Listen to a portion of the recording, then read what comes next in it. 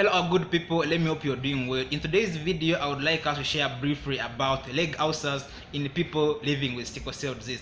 Please, if you're watching my videos for the very first time, consider subscribing, liking, and also sharing this video. All these videos are a production of Sickle Cell Africa, a community-based organization based here in Northern Uganda, GULU district, which majors in creating awareness about sickle cell disease. We're also going to call upon people, especially those in the reproductive age, to go and get screened for sickle cell trait, to know their sickle cell trait so that they can avoid having babies with sickle cell disease. And also going to call upon people to donate blood, because blood transfusion is very, very important in the management of sickle cell disease. So what are leg ulcers?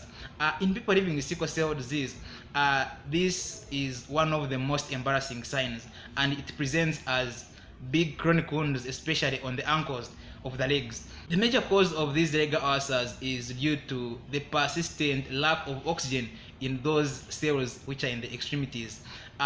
Due to the fact that these sickle-shaped red blood cells continuously block the supply of oxygenated blood to the legs, this results into too much of anaerobic respiration in those extremities, and this results into persistent cell death without recovery. And this is how these leg ulcers come about.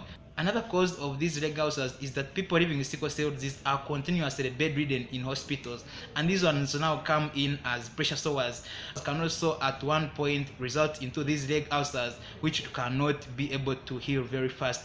One of the most important interventions which can help in healing these wounds is continuous cleaning. And as Sickle Cell Africa, with the money you support us with, we shall continuously support people living with sickle cell disease, especially those who have the leg ulcers, with gauze and also normal saline, so they can always clean the wounds to help in continuous healing.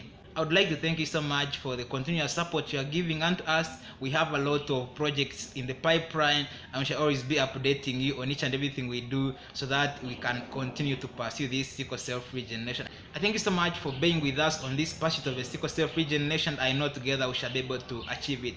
Thank you so much for watching this video. See you in the next video. Bye.